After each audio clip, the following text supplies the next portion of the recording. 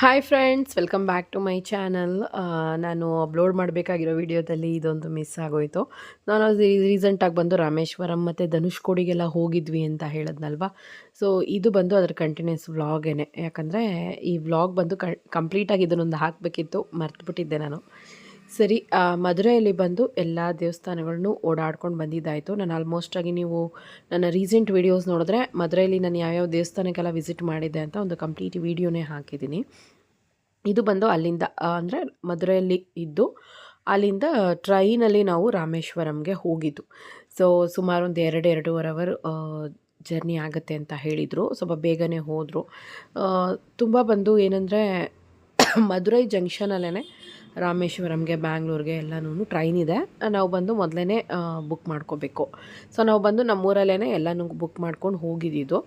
So ಅಲ್ಲಿ ರಾಮೇಶ್ವರಂಗೆ ಹೋಗೋದಕ್ಕೆ ಒಂದು ಒಳ್ಳೆ ಕುತೂಹಲ. ಯಾಕಂದರೆ ಅದು ಬಂದು ಒಂದು ಐಲ್ಯಾಂಡ್ ಇದ್ದ ಹಾಗೆ. ಅಂದರೆ ಅದಕ್ಕೆ ರೋಡ್ ಇಲ್ಲ. ಆ ಊರಿಗೆ ಹೋಗಬೇಕು ಅಂದರೆ ಟ್ರೈನಲ್ಲಿ ಹೋಗಬೇಕು, ಇಲ್ಲ ಬಸ್ಸಲ್ಲೂ ಹೋಗ್ಬೋದು. ಬಟ್ ರೋಡ್ ಇಲ್ಲ, ಭೂಮಿ ಮೇಲೆ ರೋಡ್ ಇಲ್ಲ, ಸೇತುವೆ ಥರ ಮಾಡಿ ರೋಡ್ ಇದೆ. ಮತ್ತು ನಾವು ರಾಮೇಶ್ವರಂಗೆ ಹೋಗಬೇಕು ಅಂದರೆ ಟ್ರೈನ್ ಬಂದು ಸಮುದ್ರದಲ್ಲೇ ಬಂದು ಟ್ರ್ಯಾಕ್ ಮಾಡಿದ್ದಾರೆ. ಸೊ ಇದನ್ನೆಲ್ಲ ನೋಡೋದಕ್ಕೆ ಅದ್ಭುತವಾಗಿತ್ತು. ಅದು ನಾನು ನಿಮಗೆ ನೈಟಲ್ಲಿ ಹೋಗಿದ್ದರಿಂದ ಅದನ್ನೆಲ್ಲ ನೋಡೋಕ್ಕಾಗಲಿಲ್ಲ ಅದೆಲ್ಲನೂ. ಸೊ ನಾನು ಬಂದು ಒಂದು 2 ದಿವಸ ನಾವು ರಾಮೇಶ್ವರಮಲ್ಲಿ ಸ್ಟೇ ಮಾಡಿದ್ವಿ. ಅಲ್ಲಿಂದ ಒಂದು ರಾಮೇಶ್ವರಮಿಂದ ಧನುಷ್ಕೋಡಿಗೆ ಆಲ್ಮೋಸ್ಟ್ ಬಂದು ಒಂದು 20 ಕಿಲೋಮೀಟರ್ಸ್ ಆಗುತ್ತೆ. ಅದು last road of India. So ಅದನ್ನೆಲ್ಲ ನೋಡೋದಕ್ಕೆ ತುಂಬ ಕುತೂಹಲ ನನಗೆ. ಏನಂದರೆ ಇಲ್ಲಿ ಒಂದು ರಾಮನಾಥಾಲಯ ಅಂತ ಒಂದು ಟೆಂಪಲ್ ಇದೆ. ಅದು ಅಂದರೆ ರಾಮ ಬಂದು ರಾವಣನ ಸಂಹಾರ ಮಾಡಿ ಇಲ್ಲಿ ಬಂದು ಶಿವನಿಗೆ ಪೂಜೆ ಮಾಡಿದ್ರಂತೆ. ತುಂಬ ಪುರಾಣಿಕವಾದಂಥ ಒಂದು ಪೌರಾಣಿಕ ಕಥೆಗಳು ತುಂಬಾ ಹೇಳ್ತಾರೆ ಇಲ್ಲಿ ಬಂದರೆ. ಇಲ್ಲಾಂದರೆ ನಾವು ಗೂಗಲ್ ಮಾಡಿದ್ರೂ ಕೂಡ ನಮಗೆ ತುಂಬ ವಿಷಯ ಬಂದು ಗೊತ್ತಾಗುತ್ತೆ. ಇಲ್ಲಿ ಯಾಕೆ ಈ ರೀತಿ ಮಾಡಿದ್ದಾರೆ, ಏನಕ್ಕೆ ಈ ರೀತಿ ಒಂದು ದೇವಸ್ಥಾನ ಕಟ್ಟಿದ್ದಾರೆ, ಇಲ್ಲಿ ಏನು ಫೇಮಸ್ಸು ಅನ್ನೋದು ನಮ್ಗೆ ಅರ್ಥ ಆಗುತ್ತೆ. ಸೊ ನಾವು ಬಂದು ನೈಟು ಸ್ಟೇ ಆದ್ವಿ. ನೈಟ್ ಬಂದು ಇಲ್ಲಿ ಆಟೋ ಮಾಡಿಕೊಂಡು ಒಂದು ಲಾಡ್ಜಲ್ಲಿ ರೂಮ್ ತೊಗೊಂಡು ಊಟ ಎಲ್ಲನೂ ತುಂಬ ಸಿಂಪಲ್ಲಾಗೇ ಇತ್ತು. ಅಷ್ಟೊಂದು ಹೇಳ್ಕೊಳೋ ಅಷ್ಟಿರಲಿಲ್ಲ. ಯಾಕಂದರೆ 10 ಗಂಟೆ ಮೇಲೇ ಹೋಗಿತ್ತು ನಾವು ಹೋಗಿ ಸೇರೋದಕ್ಕೆ. ಅಲ್ಲಿ ಹೋಗಿ ಸ್ಟೇ ಆಗಿ ಅಲ್ಲಿ ಉಪ್ಪು ನೀರು, ಇದೊಂದು ಮನಸ್ಸಲ್ಲಿ ಇಟ್ಕೊಳ್ಳಿ. ನಾವು ಸ್ನಾನ ಮಾಡಬೇಕು ಅಂದರೆ ನಮಗಲ್ಲಿ ಒಳ್ಳೆ ನೀರು ಸಿಗೋಲ್ಲ, ಉಪ್ಪು ನೀರೇ ಸಿಗೋದು, ಕಂಪ್ಲೀಟ್ ಉಪ್ಪು ನೀರೇ ಸಿಗುತ್ತೆ. ಸೊ ಇನ್ನೇನು ಮಾಡೋಕ್ಕಾಗಲ್ಲ, ಸ್ನಾನ ಮಾಡಿಕೊಂಡು ದೇವಸ್ಥಾನಕ್ಕೆ ಹೊರಟ್ವಿ. ಸೊ ದೇವಸ್ಥಾನಕ್ಕೆ ಹೋಗಿ ಫಸ್ಟು ಇಲ್ಲಿ ಅಗ್ನಿ ತೀರ್ಥ ಅಂತ ಇದೆ, ಅಲ್ಲಿ ಹೋಗಿ ಫಸ್ಟು ಸಮುದ್ರದಲ್ಲಿ ಸ್ನಾನ ಮಾಡಿಕೊಂಡು ಆಮೇಲೆ ನಾವು ಬಂದು ಇಲ್ಲಿ ಎಂಟ್ರಿ ಆಗಬೇಕಾಗುತ್ತೆ. ಸೊ ನಾನು ಬಂದು ಸ್ನಾನ ಮಾಡಲಿಲ್ಲ. ಇಲ್ಲಿ ನಾನು ಲಾಡ್ಜಲ್ಲೇ ಮಾಡ್ಕೊಂಡಿದ್ದೆ. ಮಕ್ಕಳು ಮತ್ತು ಮನೆಯವರೆಲ್ಲನೂ ಇಲ್ಲಿ ಸಮುದ್ರದಲ್ಲಿ ಒಂದು ಸ್ವಲ್ಪ ಹೊತ್ತು ಸ್ನಾನ ಮಾಡಿದ್ರು. ಇಲ್ಲಿ ಫೇಮಸ್ ಏನು ಅಂದರೆ ದೈವಾಧೀನರಾದವ್ರಿಗೆ ಇಲ್ಲಿ ಬಂದು ತರ್ಪಣ ಬಿಡ್ತಾರೆ. ಸೊ ಅದು ಬಂದು ಇಲ್ಲಿ ತುಂಬಾ ಫೇಮಸ್ಸು. ಸೊ ಅದು ಬಂದು ತುಂಬ ಜನ ಮಾಡ್ತಾಯಿದ್ರು. ಸರಿ, ಅಲ್ಲಿ ನಾವು ಸ್ನಾನ ಮಾಡಿಕೊಂಡು ಅಲ್ಲಿಂದ ಸ್ಟ್ರೈಟ್ ದೇವಸ್ಥಾನಕ್ಕೆ ಹೊರಟ್ವಿ.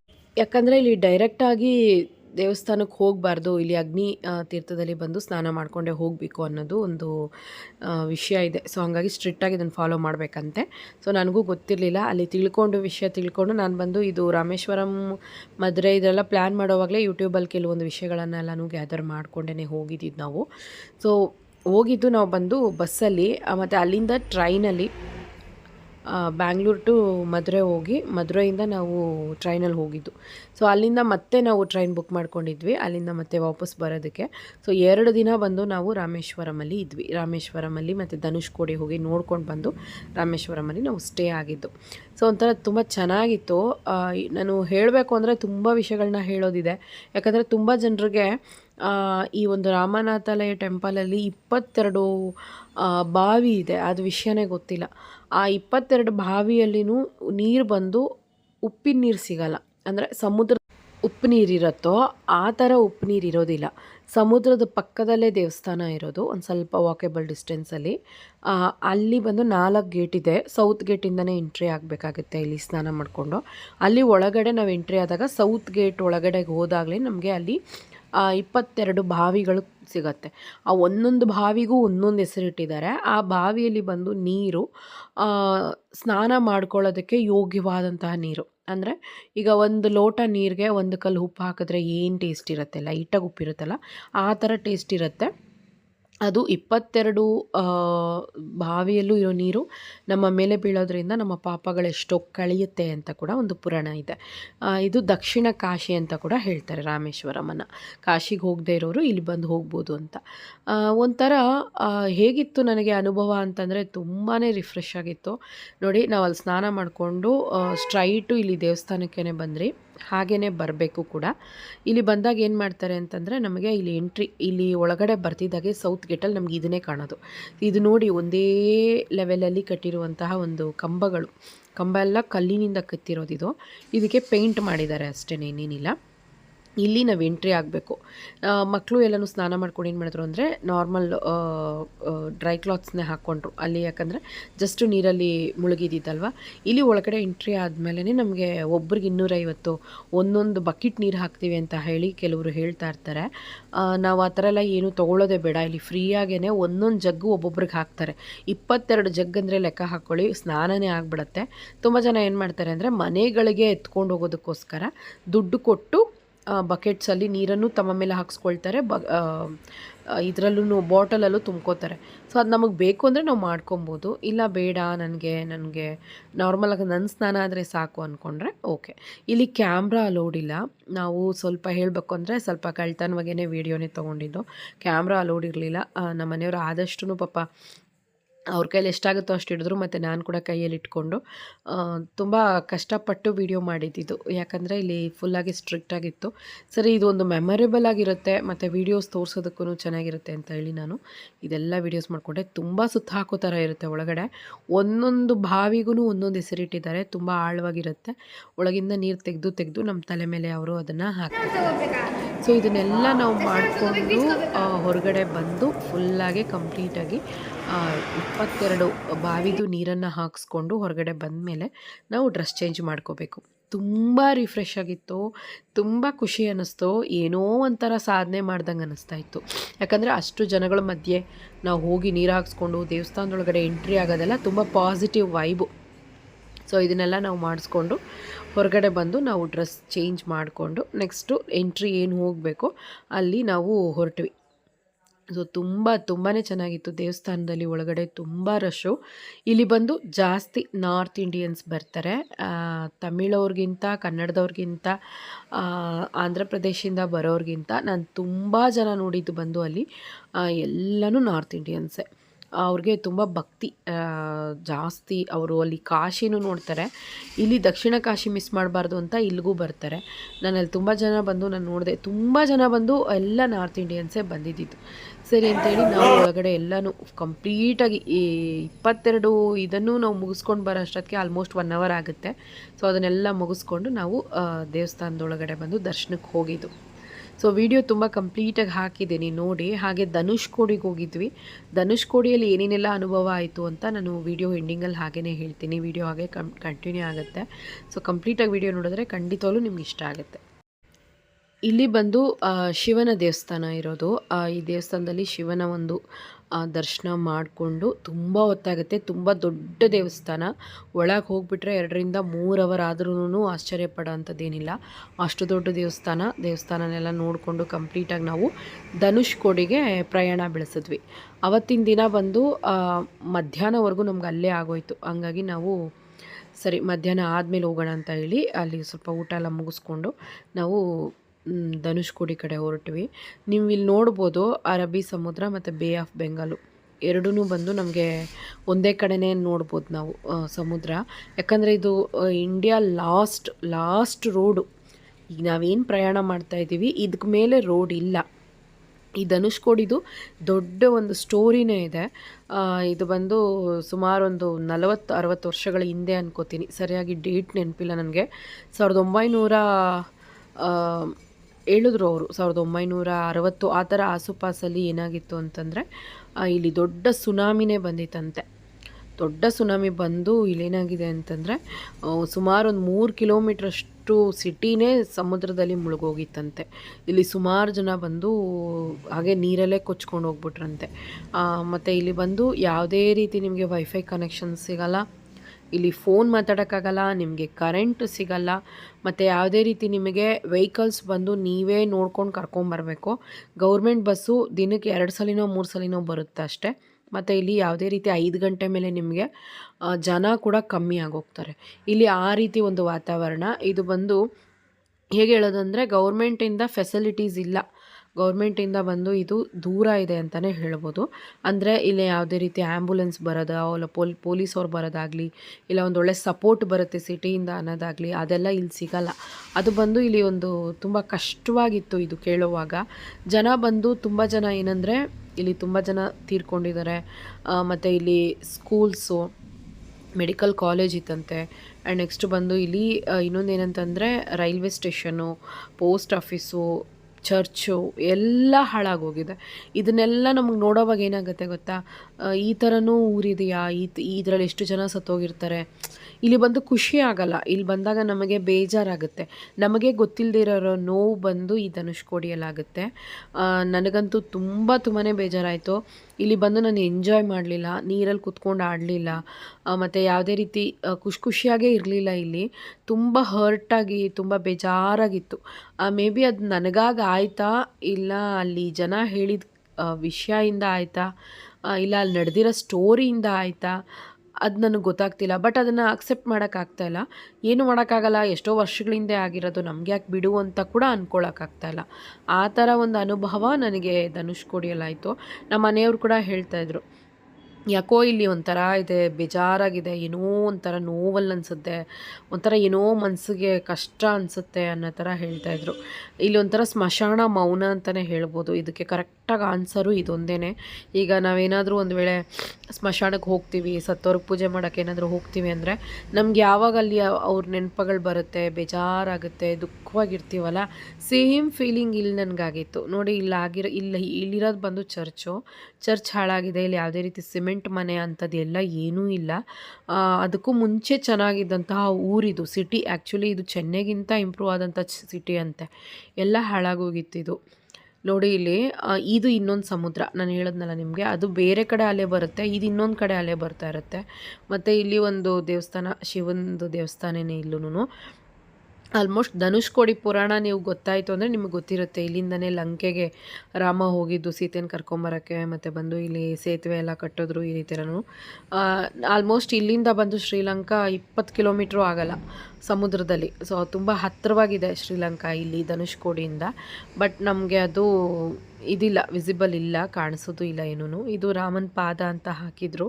ಮತ್ತು ಇಲ್ಲಿ ನೋಡ್ಬೋದು ನೀವು, ಇಲ್ಲಿ ರೈಲ್ವೆ ಸ್ಟೇಷನ್ ಇದೆ, ಪೋಸ್ಟ್ ಆಫೀಸ್ ಇದೆ. ನಾನು ಇಲ್ಲಿ ನಿಮಗೆ ತೋರಿಸ್ತಾ ಇರೋದು ಬಂದು ರೈಲ್ವೆ ಸ್ಟೇಷನು. ತುಂಬ ಎಷ್ಟು ಚೆನ್ನಾಗಿ ಸ್ಟ್ರಾಂಗಾಗಿ ಕಟ್ಟಿದ್ದಾರೆ ನೋಡಿ. ಅದೆಲ್ಲ ನೀರಲ್ಲಿ ಆ ಥರ ಆಗಿದೆ ಅಂದರೆ ನೀವು ಯೋಚನೆ ಮಾಡ್ಬೋದು.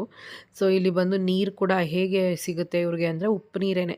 ಈ ಥರ ಒಂದು ಗುಂಡಿ ಕಟ್ಕೊಂಡು ಅದರೊಳಗಡೆ ಅವರು ಡೀಸೆಲ್ ಹಾಕಿ ಜನ್ರೇಟರ್ ಇಟ್ಕೊಂಡು ಮೋಟ್ರ್ ಹೊಡ್ಕೊತಾರೆ. ಇಲ್ಲಿ ಕರೆಂಟ್ ಅಂತೂ ಇಲ್ಲವೇ ಇಲ್ಲ. ನಿಮ್ಗೆ ಇಲ್ಲಿ ಯಾವುದೇ ರೀತಿ ಫೆಸಿಲಿಟೀಸ್ ಸಿಕ್ಕಲ್ಲ. ನೀವಾಗ ಓನ್ ವೆಹಿಕಲ್ ಇಟ್ಕೊಂಡು ಹೋಗಬೇಕು, ನೀವಾಗೇ ಬರಬೇಕು. ಗೌರ್ಮೆಂಟ್ ಬಸ್ಗೆಲ್ಲ ವೆಯ್ಟ್ ಮಾಡಿದ್ರೆ ಕಷ್ಟ ಆಗುತ್ತೆ. ಸೊ ಇಲ್ಲಿ ಬಂದು ನಿಮ್ಗೆ ಯಾವುದೇ ರೀತಿ ನೆಟ್ವರ್ಕ್ ಕೂಡ ಇಲ್ಲ. ಇಲ್ಲಿ ನಿಮಗೆ ಊಟ ಬೇಕು ಅಂದರೆ ಊಟ ಸಿಗುತ್ತೆ, ಅಂದರೆ ನಾನ್ ವೆಜ್ಜು ಸಿಗುತ್ತೆ, ವೆಜ್ಜು ಸಿಗುತ್ತೆ. 5 ಗಂಟೆ 6 ಗಂಟೆ ಮೇಲೆ ಅಲ್ಲಿ ಯಾರೂ ಇರೋದು ಇಲ್ಲ. ಇಲ್ಲಿ 6 ತಿಂಗಳಿಗೊಂದ್ಸಲಿ ವಾತಾವರಣ ತುಂಬ ಚೇಂಜ್ ಆಗ್ತಾ ಇರುತ್ತೆ. ಮತ್ತು ಧನುಷ್ಕೋಡಿಯಿಂದ ಈ ಕಡೆ ಬರೋವಾಗ ನಮಗೆ ಒಂದು ಇಲ್ಲಿ ಕೋದಂಡರಾಮ ಟೆಂಪಲ್ ಅಂತ ಸಿಗುತ್ತೆ. ಇಲ್ಲಿ ಫೋನ್ ಅಲೌಡ್ ಇರಲಿಲ್ಲ. ಮನೆಯವ್ರು ಹಾಗೆ ವಿಡಿಯೋ ಮಾಡ್ಕೊಂಬಂದಿದ್ದು, ನಾನು ಒಳಗಡೆ ಹೋಗೋಕ್ಕಾಗಲಿಲ್ಲ, ತುಂಬ ಕ್ರೌಡ್ ಇತ್ತು. ಇಲ್ಲಿ ಬಂದು ರಾವಣನ ಸಂಹಾರ ಮಾಡಿದ್ಮೇಲೆ ಇಲ್ಲಿ ಪಟ್ಟಾಭಿಷೇಕ ನಡೀತು ಅನ್ನೋದು ಒಂದು ಪುರಾಣದಲ್ಲಿ ಒಂದು ಕಥೆ ಇದೆ. ಈ ಒಂದು ದೇವಾಲಯದಲ್ಲಿ ಪಟ್ಟಾಭಿಷೇಕ ನಡೀತಂತೆ. ಅಲ್ಲಿ ಕತೆ ಹಾಕಿದ್ರು, ಇಂಗ್ಲೀಷು ಮತ್ತು ತಮಿಳು ಎರಡರಲ್ಲೂ ಹಾಕಿದ್ರು. ನಾನು ಓದ್ಕೊಂಡು ಹೇಳ್ತಾ ಇರೋದು ನಿಮಗೆ. ಇಲ್ಲಿ ಪಟ್ಟಾಭಿಷೇಕ ನಡೆದಂತಹ ಒಂದು ಜಾಗ. ರಾವಣ ತೀರ್ಕೊಂಡ ಮೇಲೆ ಇಲ್ಲಿ ಅದು ಒಂದು ವಿಷಯ ನಡೀತಂತೆ. ಇಲ್ಲಿ ಈ ದೇವಾಲಯದಲ್ಲಿ ಜಸ್ಟ್ ಇದು ಒಳಗಡೆ ಎಂಟ್ರಿ ಒಳಗಡೆ ಹೋದ್ಮೇಲೆ ಒಂದು ಮೂರ್ತಿ ವಿಗ್ರಹಗಳಿದೆ ಅಂದರು ಅಷ್ಟೇ, ಇನ್ನೇನಿಲ್ಲ ಅಂತಂದರು. ನಮ್ಮ ಮನೆಯವರು ಹೋಗಿ ಇದನ್ನು ವೀಡಿಯೋ ತೆಕ್ಕೊಂಡು ಬಂದಿದ್ದು. ಮತ್ತು ನಾವು ಬಂದು ಯಾಕೋ ಒಂದು ಸತಿ ಹೋಗಿದ್ದು ಸಮಾಧಾನ ಅನಿಸಿಲ್ಲ. ಇನ್ನೊಂದು ದಿವಸನೂ ಹೋಗೋಣ, ಟೈಮ್ ಇದೆ, ಧನುಷ್ಕೋಡಿಗೆ ಹೋಗೋಣ, ಯಾಕಂದರೆ ಮಕ್ಕಳು ಸಮುದ್ರದಲ್ಲೂ ಆಟ ಆಡ್ತಾರೆ ಅಂತ ಹೇಳಿಬಿಟ್ಟು ನಾವು ಇನ್ನೊಂದು ದಿವಸನೂ ಪ್ಲ್ಯಾನ್ ಮಾಡ್ಕೊಂಡು ಹೋದ್ವಿ. ಯಾಕಂದರೆ ಅಲ್ಲಿ ನನಗೆ ಇನ್ನೂ ನೋಡಬೇಕು ಅನ್ನಿಸ್ತಾ ಇತ್ತು, ಇನ್ನೂ ಟೈಮ್ ಸ್ಪೆಂಡ್ ಮಾಡಬೇಕು ಅನ್ನಿಸ್ತಾ ಇತ್ತು. ಯಾಕಂದರೆ ಅದು ಸ್ಪೇಸ್ ಆ ಥರ ಇದೆ, ಅಲ್ಲಿರೋ ಪ್ಲೇಸೇ ಆ ಥರ ಇದೆ. ಸರಿ, ನಾವು ವಾಪಸ್ ಬಂದು ಮತ್ತೆ ರಾಮೇಶ್ವರಂ ಬಂದು ಇಲ್ಲಿ ಸಣ್ಣ ಪುಟ್ಟ ದೇವಸ್ಥಾನಗಳು ಇನ್ನೂ ಇದ್ದಾವೆ, ಇದನ್ನೆಲ್ಲ ನೋಡ್ಕೋಬೇಕು. ಯಾಕಂದರೆ ನಾವು ಪ್ಯಾಕೇಜಲ್ಲಿ ಹೋಗಿದ್ವಿ, 2 ಡೇಸು ಪ್ಯಾಕೇಜಲ್ಲೇ ನಾವು ಪ್ಲ್ಯಾನ್ ಮಾಡಿದ್ದು. ಅವ್ರಿಗೆ ಫಸ್ಟ್ ಡೇ ಹೋದಾಗ ಯಾವ್ದ್ಯಾವ್ದು ಅವ್ರು ತೋರಿಸ್ತಾರೋ ಅದನ್ನೆಲ್ಲ ನೋಡ್ಕೊಂಡ್ವಿ. 2ನೇ ಸಲ ಹೋದಾಗ ಧನುಷ್ಕೋಡಿಯಲ್ಲೇ ನಾವು 2 ಅವರ್ಸ್ 2.5 ಅವರ್ಸ್ ಪ್ಯಾಕೇಜ್ ಇರುತ್ತೆ. ಸೊ ಫಸ್ಟ್ ಡೇ ಎಲ್ಲ ನೋಡಿದ್ರಿಂದ ನಾವು ಬಂದು ಇದು ನಟರಾಜ ಟೆಂಪಲ್ಲು ಇದನ್ನೆಲ್ಲ ನೋಡಿದ್ದಾದಮೇಲೆ ನಾವು ಲಾಸ್ಟ್ ಡೇ ಅಲ್ಲೇ ಇದ್ದು ಸ್ವಲ್ಪ ಹೊತ್ತಿದ್ದು ಟೈಮ್ ಸ್ಪೆಂಡ್ ಮಾಡಿ ಆಮೇಲೆ ನಾವು ಅಬ್ದುಲ್ ಕಲಾಮ್ದು ಅಂದರೆ ಅವ್ರಿಗೆ ಸಮಾಧಿ ಮಾಡಿದಾರಲ್ಲ ರಾಮೇಶ್ವರಮಲ್ಲಿ, ಅಲ್ಲಿ ಹೋಗಿದ್ವಿ. ಟೈಮಿಂಗ್ಸ್ ಆಗೋಗಿತ್ತು, ಅದನ್ನು ನೋಡೋಕ್ಕಾಗಲಿಲ್ಲ ನಮ್ಮಿಂದ. ಸರಿ, ಇಲ್ಲಿ ಸುಮಾರು ತೀರ್ಥಗಳಿದೆ, ಸುಮಾರು ಕಲ್ಯಾಣಿ ಇದೆ, ಇಲ್ಲೆಲ್ಲ ರಾಮ ಬಂದಿದ್ದರು, ರಾಮ ಸೀತೆ ಎಲ್ಲ ಬಂದಿದ್ದರು ಅಂತ ಹೇಳಿ ಪುರಾಣದಲ್ಲಿ ಕಥೆ ಇದೆ. ಹಾಗಾಗಿ ಎಲ್ಲೆಲ್ಲಿ ವಿಸಿಟ್ ಮಾಡಬೇಕಾಗತ್ತೋ ಅಲ್ಲೆಲ್ಲ ವಿಸಿಟ್ ಮಾಡಿದ್ವಿ. ನೆಕ್ಸ್ಟ್ ಡೇ ಇದು ಸೆಕೆಂಡ್ ಡೇ ಬಂದು ಮತ್ತೆ ನಾವು ಧನುಷ್ಕೋಡಿಗೆ ಹೋಗಿದ್ದು. ಇಲ್ಲಿ ತುಂಬ ಜನ ಬಂದು ಏನೋ ಆಯ್ತಾಯಿದ್ರು ಎಲ್ಲನೂ. ಸರಿ, ನೋಡ್ಬಿಟ್ಟು ನಾವು ಏನು ಅಂದರೆ ಇದೇನೋ ಪ್ಲ್ಯಾಸ್ಟಿಕ್ ಐಟಮು ಸಮುದ್ರದಲ್ಲೆಲ್ಲನೂ ಲೀಕೌಟ್ ಆಗೋಯಿತು, ಅದನ್ನೆಲ್ಲ ನಾವು ಸರ್ಚ್ ಮಾಡಿ ತೆಗಿತಾ ಇದ್ದೀವಿ ಅನ್ನೋ ಥರ ಹೇಳಿದ್ರು. ಅದಕ್ಕೆ ಸುಮಾರು ಜನನ ಕೆಲಸಕ್ಕೆ ಇಟ್ಟಿದ್ದಾರಂತೆ. ಸೊ ಇದೇನೋ ಮೇ ಬಿ ಪ್ಲ್ಯಾಸ್ಟಿಕ್ ಇದರಲ್ಲಿ ಯೂಸ್ ಮಾಡುವಂಥ ವಿಷಯಗಳಂತೆ. ಸರಿ ಆಯಿತು ಅಂತೇಳಿ ನಾವು ಅಲ್ಲಿ ಒಂದು ಸ್ವಲ್ಪ ಹೊತ್ತಿದ್ದು, ಮತ್ತು ಇಲ್ಲಿ ನಾವು ಸಮುದ್ರದಲ್ಲಿ ಬರಲಿಲ್ಲ. ಇಲ್ಲಿ ಯಾರೂ ಆಲ್ಮೋಸ್ಟ್ ಆಡೋದು ಇಲ್ಲ, ಯಾಕಂದರೆ ಇಲ್ಲಿ ಜಾಸ್ತಿ ಬೋರ್ಗರಿಯುತ್ತೆ ಅಲೆಗಳು. ಹಾಗಾಗಿ ನಾವು ಇದರೊಳಗಡೆ ಎಲ್ಲ ಬರಲಿಲ್ಲ. ಇಲ್ಲಿ ನೋಡಿ, ಇಲ್ಲಿ ಸಮುದ್ರದ ಹತ್ರ ಬಂದು ನಿಂತ್ಕೊಂಡಿದ್ದಾನೆ ನಮಗೆ ಏನೋ ಒಂಥರ ಯಾರೋ ಅಳೋ ಥರ, ಮತ್ತು ಯಾರೋ ಏನೋ ಕಿರ್ಚೋ ಥರ, ಅವರ ಆಸೆಗಳು ಈಡೇರದೆ ಹೋಗಿರೋ ಥರ ಮನಸ್ಸಿಗೆ ಅದು ಹಾಗೆ ನಾಡ್ತಾನೆ ಇದೆ. ಪಾಸಿಟಿವ್ ಆಗಿರಬೇಕು, ನಾವು ಪಾಸಿಟಿವ್ ಆಗಿರಬೇಕು ಅಂತ ಎಷ್ಟು ಅಂದ್ಕೊಂಡ್ರು ನನ್ನ ಕೈಯಲ್ಲಿ ಅಂದ್ಕೊಳ್ಳೋಕ್ಕೆ ಆಗಲಿಲ್ಲ, ಪಾಸಿಟಿವ್ ಆಗಿರೋಕ್ಕಾಗಲಿಲ್ಲ. ಅಲ್ಲಿ ಆ ಲೆವೆಲ್ಗೆ ಅಲ್ಲಿ ನೆಗೆಟಿವ್ ಬಂದು ನಮಗೆ ಅಫೆಕ್ಟ್ ಆಗ್ತಾಯಿತ್ತು. ಇದು ನಾನು ಒಬ್ಳಿಗಾಗಿದ್ರೆ ಪರವಾಗಿಲ್ಲ, ನಮ್ಮ ಮನೆಯವರು ನನಗೆ ಹಂಗೆ ಇದೆ ಫೀಲಿಂಗು ಅಂತಾರೆ. ಮಕ್ಕಳು ಕೂಡ ಇನ್ನೂ ಒಂಥರ ಬೇಜಾರಾಗುತ್ತಮ್ಮ ಇಲ್ಲಿ ಅಂತಾರೆ. ನಾವು ಗೋವಾಗೆ ಹೋಗಿದ್ದೀವಿ, ಚೆನ್ನೈಗೆ ಹೋಗಿದ್ದೀವಿ, ಮತ್ತು ಮಹಾಬಲಿಪುರಂ ಬೀಚ್ಗೆ ಹೋಗಿದ್ದೀವಿ. ಅಷ್ಟು ಬೀಚ್ಗಳಿಗೆ ಹೋದರೂ ನಮಗೆ ಈ ಥರ ಫೀಲ್ ಆಗಲಿಲ್ಲ. ಇಲ್ಲಿ ಬಂದು ಅಷ್ಟೊಂದು ಫೀಲ್ ಆಯಿತು ನಮಗೆ. ನೋಡಿ, ಇವರು ಇದನ್ನೆಲ್ಲ ಫಿಲ್ಟ್ರ್ ಮಾಡಿಕೊಂಡು ಎಲ್ಲ ತೆಕ್ಕೊಳ್ತಾಯಿದ್ರು. ಇದು ಸರಿಯಾಗಿ ನನಗೆ ಗೊತ್ತಿಲ್ಲ, ಇದಕ್ಕೇನೋ ಇಂಗ್ಲೀಷಲ್ಲಿ ನೇಮ್ ಹೇಳ್ತಾರೆ. ಪ್ಲ್ಯಾಸ್ಟಿಕ್ನ ಬಂದು ಅಂದರೆ ಶೂಸ್ ಎಲ್ಲ ಮೇಡ್ ಮಾಡೋದಕ್ಕೆ ಇದು ಯೂಸ್ಫುಲ್ ಅಂತೆ. ಮೇ ಬಿ ಏನೋ ಗೊತ್ತಿಲ್ಲ, ನಾನು ಒಂದು ಸ್ವಲ್ಪ ಅವ್ರಿಗೆ ಎತ್ಕೊಟ್ಟೆ ಪಾಪ ಅಂತ. ಅವ್ರ ಹತ್ರ ಅದನ್ನೆಲ್ಲ ಕೇಳಿಕೊಂಡು ಸರಿ ಆಯಿತು ಅಂತ ಹೇಳಿ ಮುಂದೆ ಹೋಗೋಣ. ಯಾಕಂದರೆ ಇಲ್ಲಿ ಯಾರೂ ಜನ ಇರಲಿಲ್ಲ ಅಲ್ವಾ, ಅದಕ್ಕೆ ನನಗೆ ಭಯ ಆಗ್ತಾಯಿತ್ತು. ನನ್ನ ಮಗ ಇಲ್ಲಿ ಸಮುದ್ರದ ಹತ್ರ ಬೇರೆ ನಿಂತಿದ್ದ, ಅಲೆಗಳು ಬೇರೆ ಜಾಸ್ತಿ ಇತ್ತು. ಆಮೇಲೆ ಅವನ್ನ ಕಿರ್ಚಿ ಕೂಕ್ಕೊಂಡು ಮೊದಲೇ ನೆಗೆಟಿವ್ ಅಫೆಕ್ಟ್ ಆಗ್ತಾಯಿದೆ, ಇನ್ನು ಅದರಲ್ಲಿ ಇಲ್ಲಿ ಬೇರೆ ಬಂದು ನಿಂತಿದ್ದೀವಲ್ಲಪ್ಪ ಅಂತ ಮನ್ಸಿಗೆ ಯಾಕೋ ಒಂಥರ ಆಗ್ತಾಯಿತ್ತು. ಯಾಕೆ ಬಂದ್ವೋ ಅನ್ನಿಸ್ಬಿಡ್ತು. ಖಂಡಿತವಾಗ್ಲೂ ಹೇಳಬೇಕು ಅಂದರೆ ನನ್ನ ಮನ್ಸಿಗೆ ಅನಿಸಿದ್ದೆ ಹಂಗೇ, ಆ ರೀತಿ ಫೀಲ್ ಆಯಿತು ಇಲ್ಲಿ. ಮೇ ಬಿ ಎಲ್ಲರಿಗೂ ಹಿಂಗೆ ಆಗುತ್ತಾ ಅನ್ನೋದು ಗೊತ್ತಿಲ್ಲ. ಇಲ್ಲ, ನಾನು ಧನುಷ್ಕೋಡಿಗೆ ಬಂದು ಸುಮಾರು ವೀಡಿಯೋಸ್ ನೋಡಿದ್ದೀನಿ. ಅದರೊಳಗಡೆ ಬಂದು ಕಮೆಂಟ್ ಸೆಕ್ಷನಲ್ಲಿ ನೋಡಿದಾಗ ತುಂಬ ಜನ ಹೇಳಿರೋದು ಅದೇ, ಇಲ್ಲಿ ಬಂದ್ರೇ ಮನಸ್ಸು ಭಾರವಾಗಿದೆ, ನೆಮ್ಮದಿನೇ ಇಲ್ಲ ಇಲ್ಲಿ. ಇಲ್ಲಿ ಬಂದು ಎಷ್ಟೋ ಜನ ಮಕ್ಕಳು ಕನಸು ಕಟ್ಟಿರ್ತಾರೆ, ಎಷ್ಟೋ ಜನ ಮಕ್ಕಳು ಓದಿರ್ತಾರೆ, ಎಷ್ಟೋ ಜನ ಇಲ್ಲಿ ಬಂದು ಇಂಪ್ರೂವ್ ಆಗ್ತಾ ಇರ್ತಾರೆ. ಆ ಟೈಮಲ್ಲಿ ಸಡನ್ನಾಗಿ ಮಳೆ ಇದೆಲ್ಲ ಗಾಳಿ ಸ್ಟಾರ್ಟಾಗಿ ಸುನಾಮಿ ಬಂದು ಅಷ್ಟು ಜನ ತೀರ್ಕೊಂಬಿಟ್ರಲ್ಲ, ಹೆಂಗಪ್ಪ ಅನ್ನೋದು ಒಂದು ಮನ್ಸಿಗೆ ನಾಡ್ತಾ ಇರುತ್ತೆ. ಇದು ನನಗೆ ಮಾತ್ರ ಅಲ್ಲ, ಸುಮಾರು ವೀಡಿಯೋಸಲ್ಲಿ ನೀವು ಬೇಕಾದರೆ ಹೋಗಿ ನೋಡಿ. ಕಮೆಂಟ್ ಸೆಕ್ಷನಲ್ಲಿ ತುಂಬ ಜನ ಮನ್ಸಿಗೆ ಭಾರವಾಗಿದೆ, ಇಲ್ಲಿ ನೆಮ್ಮದಿನೇ ಇಲ್ಲ, ಸಮಾಧಾನನೇ ಇಲ್ಲ, ಆಗಿಲ್ಲ ನನಗೆ ಅನ್ನೋ ಥರ ವೀಡಿಯೋಸ್ನ ಹಾಕಿದ್ದಾರೆ, ಕಮೆಂಟ್ ಹಾಕಿದ್ದಾರೆ ಆ ವೀಡಿಯೋಸ್ ಕೆಳಗಡೆ. ಸೊ ಸುಮಾರು ಜನ ವೀಡಿಯೋಸ್ ಹಾಕಿರೋರು ಕೂಡ ಅದನ್ನೇ ಹೇಳಿದ್ದಾರೆ, ಇಲ್ಲಿ ಹೋಗಿ ಬಂದು ಏನೋ ಒಂಥರ ಇದೆ ಮನಸ್ಸು ಅಂತ. ಮೇ ಬಿ ಅದು ಅಲ್ಲಿರೋ ಒಂದು ವೈಬ್ ಆ ಥರ ಇದೆ ಅನಿಸುತ್ತೆ. ಯಾಕಂದರೆ ತುಂಬ ಜನರು ಅಲ್ಲಿ ನೊಂದ್ಕೊಂಡಿದ್ದಾಗಿದ್ದಾರೆ ಅಲ್ವಾ. ಇಲ್ಲಿ ಬಂದು ಸುಮಾರು ವಿಷಯನ ನಿಜವಾಗ್ಲೂ ನಡೆದಿರೋರು, ಕಣ್ಣಾರೆ ಕಂಡಿರೋರು ಹೇಳಿರ್ತಾರಲ್ಲ, ಅವ್ರ ಫ್ಯಾಮಿಲೀಸು, ಅವ್ರನ್ನೆಲ್ಲ ನಾವು ಮೀಟ್ ಮಾಡಿದ್ವಿ. ಅವರು ಏನಂದರೆ ಅವತ್ತು ದಿನ ಏನಾಯ್ತಂದರೆ ಜಮಿನಿ ಗಣೇಶನ್ ಅವ್ರದ್ದು ಶೂಟಿಂಗ್ ಏನು ಅಂತೇಳಿ ಎಲ್ಲರೂ ರಾಮೇಶ್ವರಂಗೆ ಟ್ರೈನ್ ಹತ್ತಿದ್ದಾರೆ ಸುಮಾರು ಒಂದು 200 ಜನ. ಧನುಷ್ಕೋಡಿಯಿಂದ ಇದಕ್ಕೆ ಹೋಗೋದಕ್ಕೆ ರಾಮೇಶ್ವರಂಗೆ. ಅಲ್ಲಿಂದ ಅವರು ಶೂಟಿಂಗ್ ನೋಡೋದಕ್ಕೆ ಅಲ್ಲಿ ಇಳ್ಕೊಂಡಿದ್ದಾರೆ ಇಲ್ಲಿರೋರು.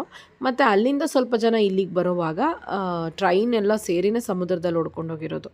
ಸೊ ಅಲ್ಲಿ ಯಾರು ಇಳ್ಕೊಂಡ್ರು ಶೂಟಿಂಗ್ ನೋಡೋಕ್ಕೆ ಹೋದವರು, ಅವರು ಫ್ಯಾಮಿಲೀಸು, ಅವರು ಸ್ವಲ್ಪ ಜನ ಉಳ್ಕೊಂಡಿದ್ರಲ್ಲ, ಅವ್ರು ಹೇಳಿರೋವಂಥ ವಿಷಯಗಳೇ ನಾನು ನಿಮ್ಗೆ ಹೇಳ್ತಾ ಇರೋದು. ಸೊ ಅಲ್ಲಿ ಒಬ್ಬರು ಸಿಕ್ಕಿದ್ರು, ಅವ್ರು ಬಂದು ಅವ್ರ ತಂದೆ ತಾಯಿ ಅವರು ನಡೆದಿರೋಂಥದ್ದೆಲ್ಲ ಇವ್ರಿಗೆ ಹೇಳಿದ್ರಂತೆ ಮಕ್ಕಳಿಗೆ. ಸೊ ಅದನ್ನೆಲ್ಲ ನಾವು ಕೇಳಿಸ್ಕೊಂಡು ಹಾಗೆ ಮತ್ತೆ ಅಪ್ಪ ಸಾಕಪ್ಪ ಈ ಧನುಷ್ಕೋಡಿಗೆ ಬಂದಿದ್ದೆ ಏನೋ ಒಂಥರ ಐತೆ ಅಂತೇಳಿ ನಾವು ಫಸ್ಟು ವಾಪಸ್ ಬಂದ್ವಿ. ರಾಮೇಶ್ವರಂಗೆ ವಾಪಸ್ ಬಂದು ಇದು ಬಂದು ವಿಲ್ಲುಂಡಿ ತೀರ್ಥಮ್ ಅಂತ. ಅಂದರೆ ಸೀತೆ ಬಂದು ರಾಮನಿಗೆ ನನಗೆ ದಾಹ ಆಗ್ತಿದೆ ಅಂತ ಹೇಳಿದಾಗ ತನ್ನ ಬಿಲ್ಲು ಬಾಣ ಯೂಸ್ ಮಾಡಿ ಉಂಟು ಮಾಡಿದಂತಹ ಒಂದು ಬಾವಿ ಇದು. ಇದರಲ್ಲಿ ನೀರು ಬರುತ್ತೆ. ನೀವು ನೋಡಿ ಸಮುದ್ರದಲ್ಲಿರುವಂತಹ ಬಾವಿ ಇದು. ಅದನ್ನು ಈ ರೀತಿ ಬ್ರಿಡ್ಜ್ ಕಟ್ಕೊಂಡು ಅವರು ಸೆಕ್ಯೂರ್ ಮಾಡ್ಕೊಂಡಿದ್ದಾರೆ. ಇದರಲ್ಲಿ ನೀರು ಬರುತ್ತೆ. ಇದು ನೀರು ಅಂದರೆ ಅಷ್ಟೊಂದು ಏನಿಲ್ಲ ನನಗೆ ಗೊತ್ತಿರೋ ಮಟ್ಟಿಗೆ. ನಾನು ಕುಡಿದೆ ಅಲ್ಲಿ ಸ್ವಲ್ಪ ನಾನು ಹೇಳಿದಾಗೆ ಸೇಮ್ ಆ್ಯಸ್ ಇಟ್ ಈಸ್. ಒಂದು ಲೋಟದಲ್ಲಿ ಒಂದು ಕಲ್ಲು ಉಪ್ಪು ಹಾಕಿದ್ರೆ ಏನು ಟೇಸ್ಟ್ ಇರುತ್ತೋ ಅದೇ ಟೇಸ್ಟಲ್ಲಿ ನಮಗೆ ನೀರು ಸಿಗುತ್ತೆ. ಸೊ ಇಲ್ಲಿ ಆ ನೀರನ್ನೆಲ್ಲ ಕುಡ್ಕೊಂಡು ಸ್ವಲ್ಪ ಮೈ ಮೇಲೆಲ್ಲ ಹಾಕ್ತಾರೆ ಒಂಚೂರು ಹಾಕ್ಸ್ಕೊಂಡು ಮತ್ತು ಅಲ್ಲಿಂದ ನಾವು ಹೊರಟ್ವಿ. ಯಾಕಂದರೆ ಇಲ್ಲಿ ತುಂಬ ಹೊತ್ತು ಇರೋಕ್ಕಾಗಲ್ಲ, ನೈಟ್ ಆಗೋಗಿತ್ತಲ್ವ. ಇನ್ನು ನಮಗೆ ಟ್ರೈನಿಗೆ ಲೇಟ್ ಆಗುತ್ತೆ ಅಂತ ಹೇಳಿ ನಾವು ಅಲ್ಲಿಂದ ಎಲ್ಲ ವ್ಯೂ ನೋಡಿಕೊಂಡು ಒಂದು ಸ್ವಲ್ಪ ಹೊತ್ತು ಅಲ್ಲೇ ಇದ್ದು ನಾವು ಮತ್ತೆ ಈ ಬ್ರಿಡ್ಜ್ ನೋಡೋಕ್ಕೆ ಬಂದ್ವಿ. ಈ ಬ್ರಿಡ್ಜ್ ಬಂದು ಬ್ರಿಟಿಷರು ಬಂದು ನಮಗೆ ನಮ್ಮ ಇಂಡಿಯಾದಲ್ಲಿ ಅವ್ರ ಆಳ್ವಿಕೆ ನಡೆಯುವಾಗ ಫಸ್ಟ್ ಒಂದು ಬ್ರಿಡ್ಜ್ ಕಟ್ಟಿದ್ದು. ಅದು ಶಿಥಿಲ ಆದಾಗ ಮತ್ತೆ ಇನ್ನೊಂದು ಬ್ರಿಡ್ಜನ್ನು ಮೇಕ್ ಮಾಡ್ತಾರೆ. ಅಂದರೆ ಸಮುದ್ರದಲ್ಲಿ ನೀರಿರುವಂಥ ಜಾಗದಲ್ಲಿ ಟ್ರೈನ್ ಹೋಗುತ್ತೆ ಆ ಬ್ರಿಡ್ಜು. ಇದು ಬಂದು ಸುಮಾರು ಒಂದು 2 ಕಿಲೋಮೀಟ್ರ್ ಮೇಲೇ ಇದೆ ಈ ರೋಡು. ಇದನ್ನು ಆಗ ಕಟ್ಟಿರೋದು. ಆ ಗೌರ್ಮೆಂಟೆಲ್ಲ ನಮ್ಮ ಇಂಡಿಯನ್ ಗೌರ್ಮೆಂಟ್ ಆಕ್ಯುಪೈ ಆದಾಗ ಕಟ್ಟಿದಂತಹ ಒಂದು ಬ್ರಿಡ್ಜು. ಅದ್ರ ಮೇಲೆ ನಿಂತ್ಕೊಂಡು ನಾವು ಇದನ್ನು ವಿಡಿಯೋ ತೆಗಿತಾ ಇದ್ದೀವಿ. ಅಲ್ಲಿ ಬಿಲ್ಡಿಂಗ್ ಕಟ್ಟಿದ್ದಾರೆ ನೋಡಿ, ಅದು ಈಗ ಪ್ರೆಸೆಂಟ್ ವರ್ಕಲ್ಲಿರೋದು. ಅಂದರೆ ರೈಲ್ ಹೋಗೋದು. ಇನ್ನೊಂದು ಇಲ್ಲಿ ವರ್ಕ್ ಆಗದೆ ಇರೋದಿದೆ ನೋಡಿ, ಅದು ಬಂದು ಮೊದಲು ಬ್ರಿಟಿಷರವ್ರು ಕಟ್ಟಿದ್ದಂತೆ. ಹಾಳಾಗಿದ್ದ ಕಾರಣ ಅದನ್ನು ಬಂದು ನಿಲ್ಲಿಸ್ಬಿಟ್ಟು ಈಗ ಹೊಸದಾಗಿ ಇದನ್ನೊಂದು ಅದ್ರ ಮೇಲೇ ನಾವು ಫಸ್ಟು ರೈಲಲ್ಲಿ ಹೋಗಿದ್ದು ಒಳಗಡೆ ಎಂಟ್ರಿ ಆದಾಗ. ಇದು ಈಗ ನಾನು ನಿಮಗೆ ತೋರಿಸ್ತಾ ಇರೋದು ಬಂದು ನಾವು ಆನ್ ರೋಡಲ್ಲಿ ನಾವು ಹೋಗುವಂತಹ ಒಂದು ಜಾಗ. ಸೊ ಈ ವ್ಯೂ ಎಲ್ಲ ತುಂಬ ಚೆನ್ನಾಗಿತ್ತು. ನೈಟಲ್ಲಿ ಈವ್ನಿಂಗಲ್ಲಿ ತುಂಬ ಚೆನ್ನಾಗಿರುತ್ತೆ. ಇನ್ನೊಂದೇನೆಂದರೆ ಈ ಗಾಡಿಗಳು ಹೋಗೋವಾಗ ರೋಡ್ ಬಂದು ಶೇಕ್ ಆಗುತ್ತೆ. ಇದು ಫುಲ್ಲು ಬ್ರಿಡ್ಜು ಕಬ್ಬಿಣದ ಬ್ರಿಡ್ಜ್ ಮಾಡಿ ಅದ್ರ ಮೇಲೆ ರೋಡ್ ಹಾಕಿದ್ದಾರೆ. ಶೇಕ್ ಆಗುತ್ತೆ ರೋಡು, ಭಯ ಆಗುತ್ತೆ ನಿಂತ್ಕೊಳ್ಳೋದಕ್ಕೇ. ನಾವು ಸ್ವಲ್ಪ ಹೊತ್ತು ನಿಂತು ಹಂಗೆ ಮತ್ತೆ ಲಾಡ್ಜ್ ಕಡೆ ಹೊರಟ್ಬಿಟ್ವಿ. ಯಾಕಂದರೆ ನಮಗೆ ಚೆಕ್ಔಟ್ ಆಗಬೇಕಾಗಿತ್ತು. ಮತ್ತು ನೆಕ್ಸ್ಟು ಬ್ಯಾಂಗ್ಳೂರ್ಗೆ ಟ್ರೈನ್ನ ಇಡಬೇಕಾಗಿತ್ತು. ಅದು ಬಂದು ನಮಗೆ ರಾಮನಾಥಪುರಮಲ್ಲಿ ಟ್ರೈನ್ ಇದ್ದಿದ್ದು. ನಮಗೆ ರಾಮೇಶ್ವರಮಲ್ಲಿ ಟ್ರೈನ್ ಸಿಗಲಿಲ್ಲ. ರಾಮೇಶ್ವರಮಿಂದ ರಾಮನಾಥಪುರಂ ಬಂದು 60 ಕಿಲೋಮೀಟರ್ಸ್ ಆಗುತ್ತೆ. 59 to 60 ಕಿಲೋಮೀಟರ್ಸ್ ಆಗುತ್ತೆ. ಅಲ್ಲಿಗೆ ನಾವು ಹೋಗಬೇಕಾಗಿತ್ತು. ಸ್ವಲ್ಪ ಲೇಟಾಗಿ ಹೋಗಿತ್ತು. ಅದು ಬೇರೆ ಭಯ ಆಗ್ತಾಯಿತ್ತು, ಇಲ್ಲಿ ಟ್ರೈನು ಮಿಸ್ ಆಗುತ್ತೇನೋ ಅಂತ. ಸರಿ ಆಯಿತು ಅಂತೇಳಿ ಅಲ್ಲಿಂದ ನಾವು ಒಂದು ಟ್ರೈನ್ ಹೋಗೋದು ನೋಡ್ಕೊಂಡು ಹೋಗ್ಬಿಡೋಣ ಅಂಥೇಳಿ ಟ್ರೈನ್ ಹೋಗ್ತಾಯಿತ್ತು. ಅದನ್ನು ನೋಡಿಕೊಂಡು ಹಾಗೆ ನಾವು ಊಟನ ಮಾಡಿಕೊಂಡು ನಾವು ಅಲ್ಲಿಂದ ಹೊರಟ್ವಿ. ಸೀದಾ ಬ್ಯಾಂಗ್ಳೂರ್ಗೆ ನಮಗೆ ಟ್ರೈನ್ ಇದ್ದಿದ್ದು. ಸ್ಲೀಪರ್ ಕೋಚ್ ಇರುತ್ತಲ್ಲ, ಅದು AC ಬಂದು ಬುಕ್ ಮಾಡ್ಕೊಂಡಿದ್ವಿ. ಸೊ ಅದರಲ್ಲಿ ಮಲ್ಕೊಂಡು ಹೋಗಿದ್ದು ಗೊತ್ತಾಗಲೇ ಇಲ್ಲ ಟ್ರೈನಲ್ಲಿ. ಆದರೆ ಕತ್ತು ನೋವು ಮಾತ್ರ ಸಿಕ್ಕಾಪಟ್ಟೆ ಬಂದಿತ್ತು ನನಗೆ. ಅಲ್ಲಿ ಕಂಫರ್ಟಬಲ್ಲೇ ಇರಲ್ಲ ತಲೆದಿಮ್ಮ ಅವ್ರು ಕೊಡೋದು. ನಾವೊಂದು ಎತ್ಕೊಂಡು ಹೋಗಬೇಕಾಗಿತ್ತು ಅಂತ ಮನಸ್ಸನ್ನಿಸ್ತು. ಸರಿ ಆಯಿತು ಅಂತ ಹೇಳಿ ಇದನ್ನು ಟ್ರೈನು ಈ ವಿಷನ್ ನೋಡಿ ಎಷ್ಟು ಚೆನ್ನಾಗಿದೆ ಅಂತ. ಅಲ್ಲಿ ನೋಡೋದಕ್ಕೆ ಅದ್ಭುತವಾಗಿರುತ್ತೆ. ಇದು ನಾರ್ಮಲಾಗಿ ನಾವು ನೋಡೋದಕ್ಕಿಂತ ಅಲ್ಲಿ ಹೋಗಿ ನೋಡೋದು ತುಂಬಾ ಚೆನ್ನಾಗಿ ಅನಿಸುತ್ತೆ. ಸುಮಾರು ದೇವಸ್ಥಾನಗಳು ಈ ಸಲ ಹೋದಂಥ ಟ್ರಿಪ್ಪಲ್ಲಿ ನಾವು ವಿಸಿಟ್ ಮಾಡಿದ್ವಿ. ಸುಮಾರೊಂದು 14-16 ದೇವಸ್ಥಾನಗಳು ಮಧುರೆಯಿಂದ ರಾಮೇಶ್ವರಮಲ್ಲಿ ಇದೆಲ್ಲ, ಮತ್ತು ಸುಮಾರು ದೇವಸ್ಥಾನಗಳು ನಾವು ನೋಡಿದ್ದು. ಅಷ್ಟು ದೇವಸ್ಥಾನಗಳನ್ನ ನೋಡಿಕೊಂಡು ನಾವು ಟ್ರೈನನ್ನು ಎಕ್ಕಿದ್ವಿ. ಇದೇ ನಾವು ಹೋಗ್ತಾ ಇರೋಂಥ ಟ್ರೈನೇ 1 ಕಿಲೋಮೀಟ್ರ್ ಅಷ್ಟಿದೆ. ಅಷ್ಟು ದೊಡ್ಡ ಟ್ರೈನು. ಇಲ್ಲಿ ಸ್ವಲ್ಪ ನಿಲ್ಲಿಸಿದ್ರು ಮಾರ್ನಿಂಗಲ್ಲಿ. ಒಂದು ಸ್ವಲ್ಪ ತಗೊಳ್ಳೋಣ ವೀಡಿಯೋ ಅಂತ ನಮ್ಮ ಮನೆಯವರೇ ವೀಡಿಯೋ ಮಾಡಿಕೊಟ್ರು ಇದನ್ನು. ಸೊ ಹಾಗೆ ನಾನು ಈಚೆ ಕಡೆ ಎಲ್ಲ ನೋಡ್ಕೊಂಡು ಕೂತಿದ್ದೆ. ಯಾಕೋ ಒಂಥರ ಬೇಜಾರಾಗಿತ್ತು. ಒಂದು ಕಡೆ ಖುಷಿ, ಒಂದು ಕಡೆ ದೇವಸ್ಥಾನ ನೋಡಿದ್ವಿ ಅಂತ ಖುಷಿ, ಒಂದು ಕಡೆ ಧನುಷ್ಕೋಡಿಲಿ ಅಷ್ಟು ಜನ ಆ ಥರ ಆಗಿದ್ರಲ್ಲ ಅನ್ನೋ ಥರ ಒಂಥರ ಬೇಜಾರು. ಊರಿಗೆ ಹೋಗ್ತಾ ಇದ್ದೀವಿ, ಎಲ್ಲ ಮಿಕ್ಸ್ಡ್ ಎಮೋಷನ್ಸ್ ಅವತ್ತು, ಹೇಳ್ಕೊಳಕ್ಕಾಗದೇ ಇರೋವಂಥ ಎಮೋಷನ್ಸು. ಫೈನಲಿ ಬಂದು ಬ್ಯಾಂಗ್ಳೂರಿಗೆ ನಾವು ರೀಚ್ ಆದ್ವಿ. ಬ್ಯಾಂಗ್ಳೂರಲ್ಲಿ ನಮಗೆ ಬಾಣಸವಾಡಿ ಅನ್ಕೋತೀನಿ, ಆ ಜಂಕ್ಷನಲ್ಲಿ ನಮಗೆ ಸ್ಟಾಪ್ ಇತ್ತು. ಸರಿ, ಅದು ಸ್ಟ್ರೈಟ್ ಮತ್ತು ಇದೇ ಟ್ರೈನು ನಮಗೆ ಸ್ಟ್ರೈಟ್ ಹುಬ್ಬಳ್ಳಿಗಿತ್ತು. ಇದೇ ಟ್ರೈನೇ. ಸೊ ಅಲ್ಲಿ ಇಳಿದ್ಬಿಟ್ಟು ನಾವು ಆಟೋ ಅಲ್ಲ ಕಾರ್ ಮಾಡಿಕೊಂಡು ಮನೆ ಕಡೆ ಹೊರಟ್ವಿ. ಈ ವಿಡಿಯೋ ಏನನ್ನಿಸ್ತು ಅಂತ ಕಮೆಂಟ್ ಮಾಡಿ. ಧನುಷ್ಕೋಡಿಗೆ ಏನಾದರೂ ನೀವು ಹೋಗಿದ್ದರೆ ಅಲ್ಲಿ ನಿಮಗಾದಂತಹ ಒಂದು ಮಾನಸಿಕವಾದಂಥ ಒಂದು ಎಮೋಷನ್ಸ್ ಏನಿತ್ತು ಅನ್ನೋದನ್ನು ಈ ವಿಡಿಯೋದಲ್ಲಿ ಕಮೆಂಟಲ್ಲಿ ತಿಳಿಸಿ. ಓಕೆ ಫ್ರೆಂಡ್ಸ್, ಟೇಕ್ ಕೇರ್, ಬಾಯ್.